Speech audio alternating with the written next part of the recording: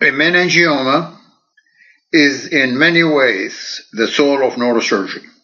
The progress in meningioma treatment mirror the advances in neurosurgery, while advancement in neurosurgery are put to maximum use in the treatment of meningiomas. This chapter covers meningioma subject in a comprehensive way, including epidemiology, pathology, biology, genetics, imaging, clinical presentations, and treatment. Epidemiology, the meningioma are becoming the most frequent brain tumor in adults over 40 years old. Incidence of meningioma increases with age, and the female prominence is 2 to 1. In children, constitute 1 to 4% of a brain tumor. The average age 11.6 years, and the incidence equal between female and male, frequently associated with genetic somatic mutation. The arachnoid cap cell is the cell of origin of meningioma, with the Pachyonian body being the largest of the arachnoid villi. The World Health Organization has graded meningioma in 3 grades, with the aggressiveness and tendency of recurrence as the criteria. The characteristic appearance of meningioma on pathology is obviously the whorl. The grade 1 meningioma included various variants, including meningothelial meningioma, fibrous meningioma, transitional meningioma, pseudomatous meningioma, angiomatous meningioma, microcystic meningioma, secretory meningiomas, lymphoblastic-rich meningioma, and metaplastic meningiomas. They're all benign meningioma, however. In these variants, the secretory has increased brain edema and the specific genetic aberration of KLF4-TRAF7, while the angiomatous also associated with increased brain edema and extreme vascularity. Grade 2 meningiomas include the atypical meningioma, the clear cell, and the chordoid meningiomas. To call it atypical meningioma, it requires 4 to 19 mitotic figure, and lately brain invasion alone was included to be sufficient to call it atypical meningioma. Otherwise, 3 of 5 histological features, if found, could give the criteria for atypical meningioma, including spontaneous necrosis, sheeting or loss of whorling, prominent nucleoli, high cellularity, small cells.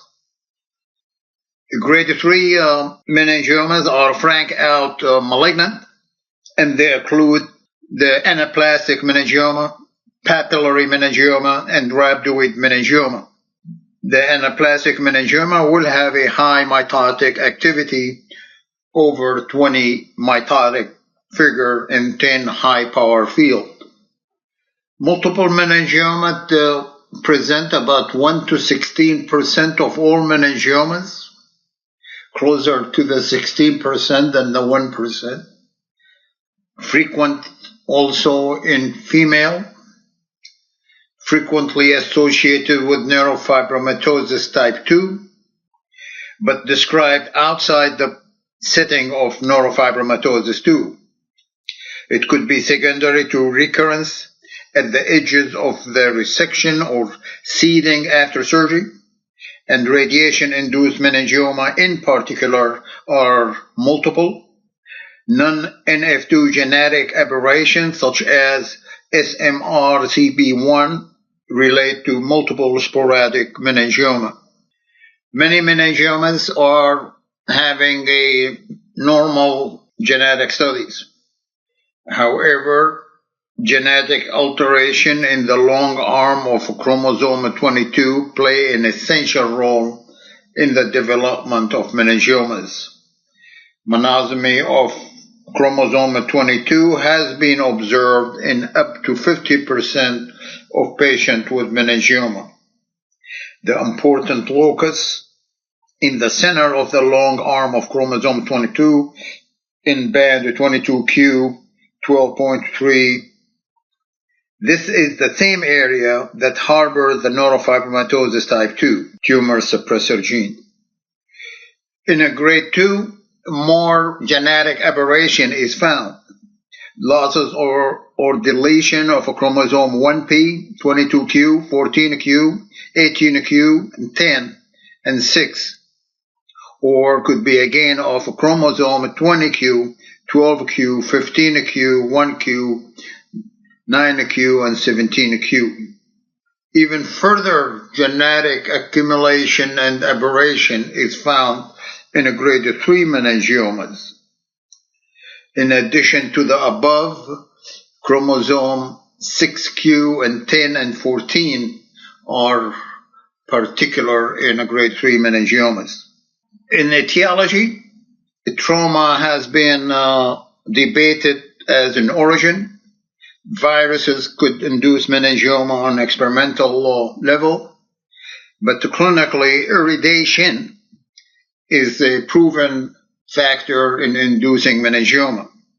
It happened even after small doses with less than 2 gray, as the children who are irradiated for tinea capitis.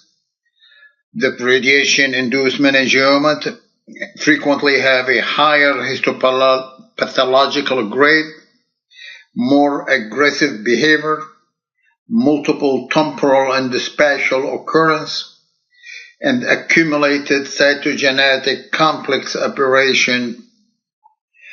These meningiomas behave in an aggressive manner and should be considered as an aggressively behavioral tumor regardless of their initial pathological results. Meningioma appearance on MRI is very characteristic, usually homogeneous intense enhancement. The adjacent dura is enhancing in what called the dura tail.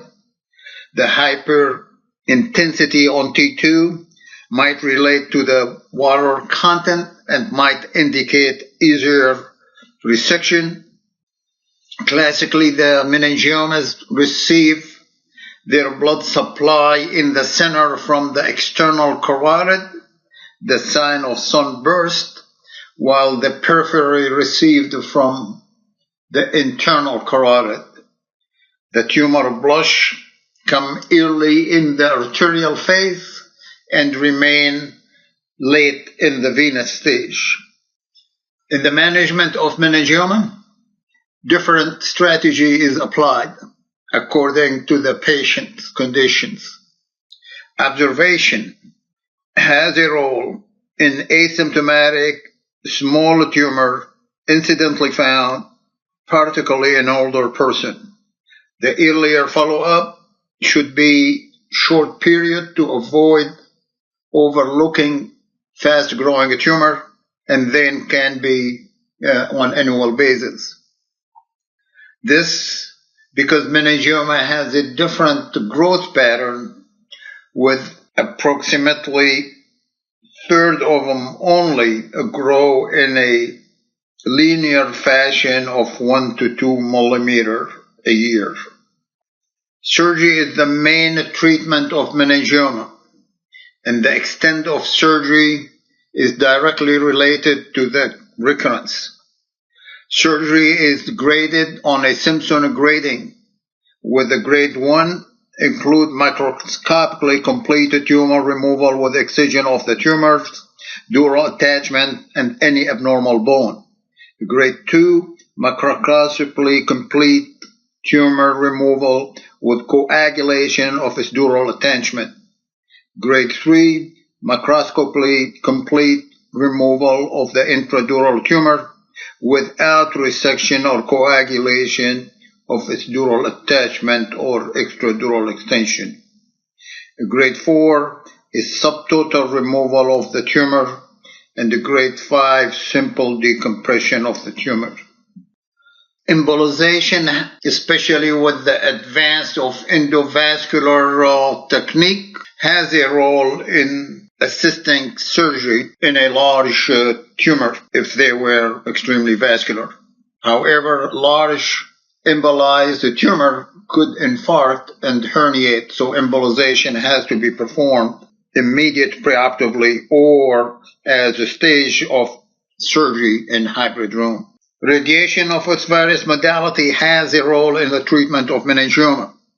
However, the indication and the selection, it must be thorough.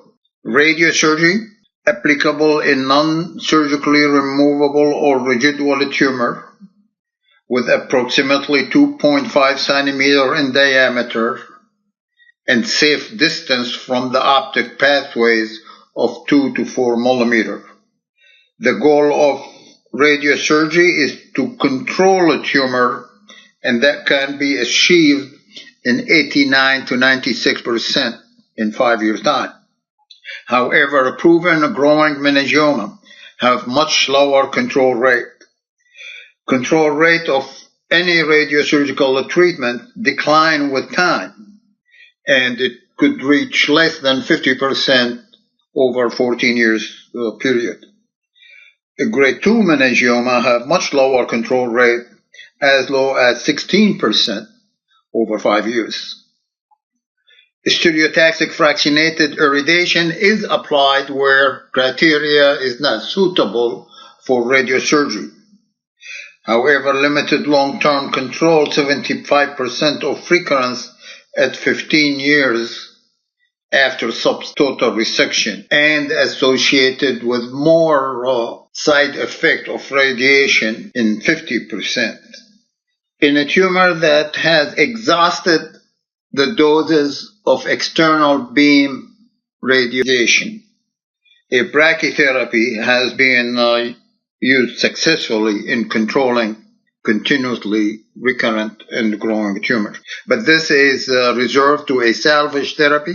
Likewise, medical therapy has no proven efficacy yet. Hopefully it will.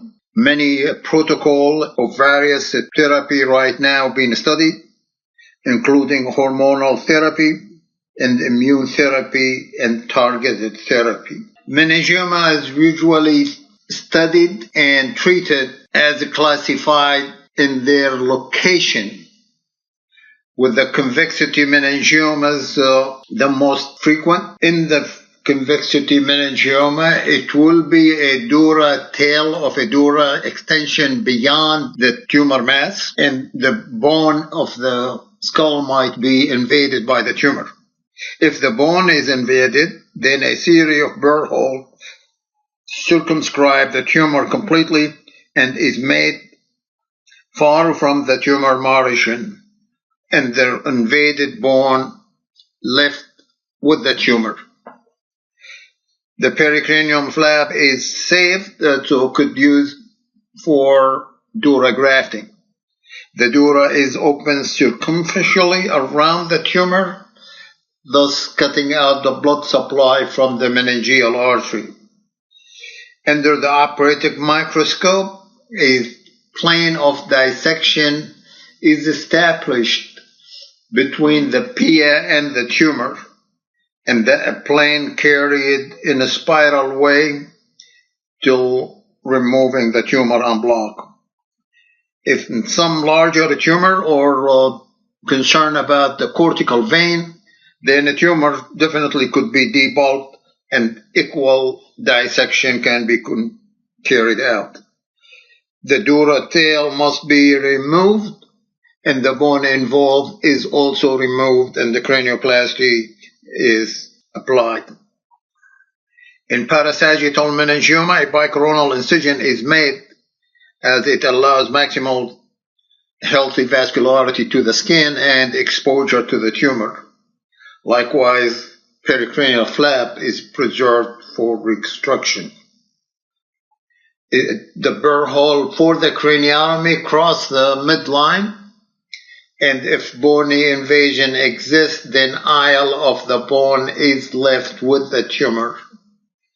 The tumor likewise separated carefully under the microscope, preserving the cortical vein and the pia.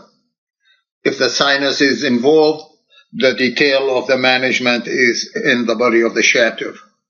Falcine meningioma can extend between the two leaves of the tumor. Their exposure require a craniotomy that straddles the sagittal sinus. The cortical bridging vein must be preserved in the exposure of the tumor. A large area of the falx need to be removed to eliminate the intrafalcine spread of the tumor. Intraventricular tumors are usually located at the trigone. It presents the concern when they are on the left side. As for the approach and the dissection, not to compromise the speech function. Those approaches are the transmiddle temporal sulcus approach, transposterior paramedial parieto-occipital sulcus approach, and occipital interhemispheric approach. A functional MRI and tractography will assist in identifying the structure.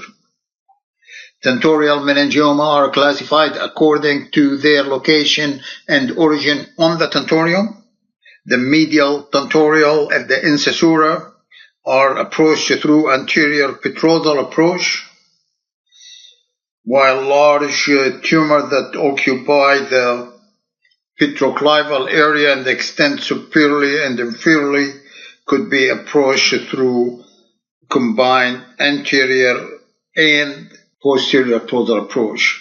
Tumor at the falcotentorial junction, however, can be removed through supracerebellar approach. Olfactory group meningioma frequently giant in size, associated with marked edema. The risk here is the anterior cerebral artery complex.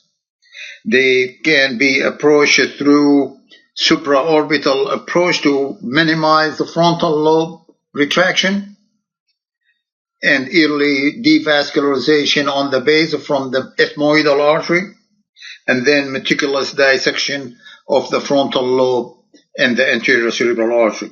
Likewise, tuberculum-cellular meningiomas, main concern is the visual loss that happen frequently by the extension of the tumor into the optic canal, one or both sides. Is approached through the supraorbital approach, timely opening of the falciform ligament, devascularization of the midline from the posterior ethmoidal artery, debulk of the tumor to facilitate the establishment of intra-arachnoidal dissection plane, preservation of the perforators from the carotid artery that supply the chiasm, and then opening the optic canal and removing the tumor from one or both optic canal, resecting of the basal dura, and removing any hyperostotic bone at the tuberculum. Then this requires a reconstruction of the skull base with pericranial flap. The hyperostotic invasive meningioma of the sphenoid bridge is the classical in their presentation. It will require a drilling of all the involved bone of the sphenoid wing, the anterior clonoid, and superior and lateral wall of the orbit, and then resection of the periorbita and the dura that are involved.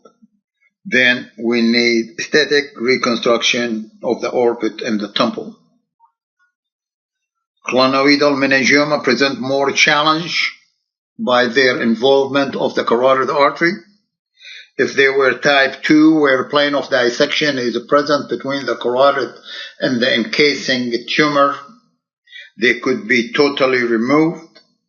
Cranioorbital zygomatic approach assists in their exposure. splitting the sylvian fissure and identifying the branches of the middle cerebral artery provide the safe dissecting plane. The tumor is devascularized to create the intraarachnoidal plane that's separated from the encased carotid and the optic nerve. The involved dura and the bone need to be resected and reconstruction is made.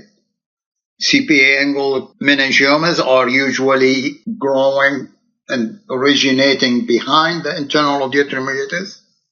The transmastoid sigmoid approach provides excellent exposure. The tumor is debulked to establish the arachnoidal plane that could separate the tumor from the brainstem, the cranial nerve, and the vessels. Obviously, petroclival meningioma and the sphenopetroclival meningioma remain the most challenging surgical task. These require exposures, and many require either posterior petrosal or combined anterior and posterior petrosal, and if the hearing was absent, then total petrosectomy.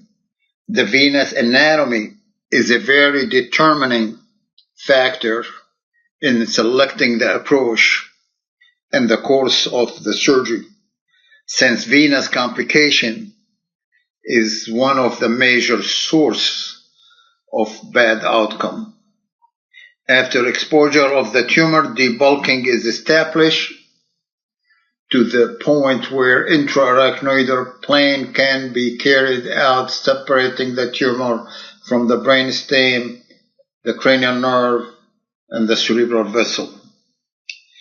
With this extensive dissection, cranial nerve deficit might occur postoperatively, but frequently it's transient. Jugular foramen meningioma are very rare. Despite their rarity, they require different approaches as their relation to the sigmoid sinus and the jugular bulb. Should the bulb be occluded by the tumor, then a transjugular bulb approach is carried.